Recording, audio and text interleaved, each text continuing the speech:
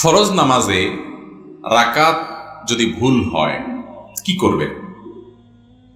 এর উত্তর হলো, ফরজ নামাজে 4 রাকাতের জায়গায় যদি আপনি 3 রাকাত পড়েন অথবা 4 রাকাতের জায়গায় 5 রাকাত পড়েন, 1 রাকাত কম অথবা বেশি, তাহলে সেক্ষেত্রে অবশ্যই প্রথমত জোর নামাজকে আপনার জোর হতে হবে, অর্থাৎ যাতে করে 4 রাকাতেরটা যদি 5 রাকাত পড়ে ফেলেন তাহলে সাথে আরো 1 রাকাত যোগ করবেন।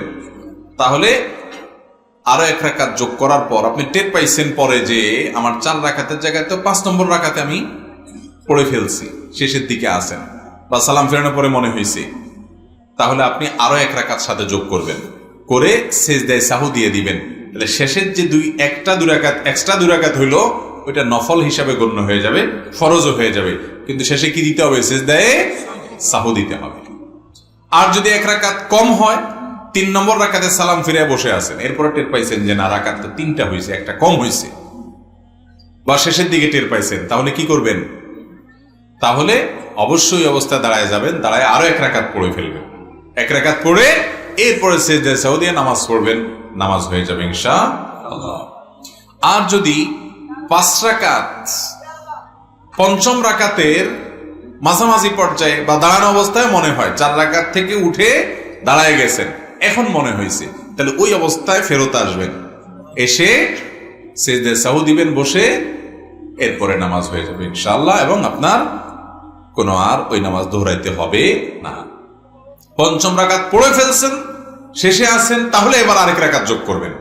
আর পঞ্চম রাকাতের মাঝে আছেন, শুরুতে আছেন, তখন মনে হয়েছে, তাহলে ওখান থেকে ব্যাক করবেন, ব্যাক করে সেজদায়ে সাহু দিবেন, শেষে নামাজ হয়ে যাবে ইনশাআল্লাহ। বুঝতে পারছেন কথা?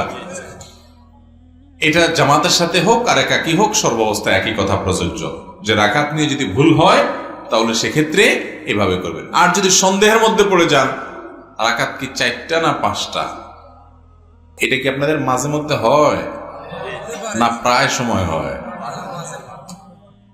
এই রোগের রোগীর সংখ্যা বেড়ে গেছে, এত দান্দা মাথা, ফেসবুক, ইউটিউব, টিকটক, লাইক, এটা সেটা, নামাজের মধ্যে আর মনোযোগ ধরে রাখা যায় না, শুধুমাত্র লাল নীল মাথায় আসে, তাই না ভাইরা আমার? এটা খুব খারাপ কথা যে নামাজের মধ্যে মনোযোগ আমার একেবারে নাই, খুব খারাপ কথা।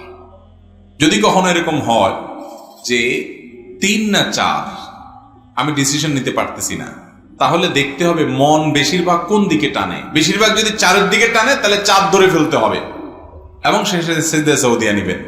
আর যদি বেশিরভাগ 3 মনে হয় তাহলে 3 ধরে শেষে আরেক রাকাত পড়ে সেজদায়ে সাহু দিয়ে নিবেন, 4 রাকাত নামাজ হলে। আর যদি 3 না 4 কোনো দিকে মন আপনার সমান, মানে বেশি টানে না, বরং সমান সমান মাঝখানে দাঁড়ায় আছেন, একেবারে এদিকেও টানে না মন, ওইদিকেও টানে না, এমন এক জটিলতায় আছেন, তাহলে সেক্ষেত্রে কমটা ধরবেন। কোনটা ধরবেন? 3 না 4, 3-এর দিকেও মন অর্ধেক টানে, 4-এর দিকেও মন অর্ধেক টানে, মনে কোনো দিকে টেনে বেশি নেওয়া যাচ্ছে না, একবারে মাঝখানে দাঁড়ায় আছে, তাহলে ওই 4 রাকাত তালা নামাজকে কমটা ধরে রাখবেন, 3 রাকাত ধরবেন, ধরে আরেক রাকাত পড়ে শেষে সেজদায়ে সাহু দিবেন, নামাজ হয়ে যাবে। কথা কি বুঝাতে পারছি? আর যদি প্রবল ধারণা হয় যে না 4-এর সম্ভাবনা বেশি, 3-এর ব্যাপারে ওয়াসওয়াসা আসতেছে, তাহলে সেজদায়ে সাহু লাগবে না, 4 দিয়েই নামাজ শেষ করে ফেলবেন। আর 3 সম্পর্কে যে হালকা হালকা মনে হচ্ছে, এটা বুঝবেন যে শয়তানের ওয়াসওয়াসা, ওইটার কারণে সেজদায়ে সাহু দেওয়া লাগবে না। তাহলে মাঝামাঝি দাঁড়ায় থাকলে কমটা ধরে সেজদায়ে সাহু দিবেন। আর কোনোভাবে যদি ডিসিশন নিতে না পারেন তাহলে যে পদ্ধতি বলে ওই পদ্ধতি অবলম্বন করবেন। বুঝে আসছে কথা?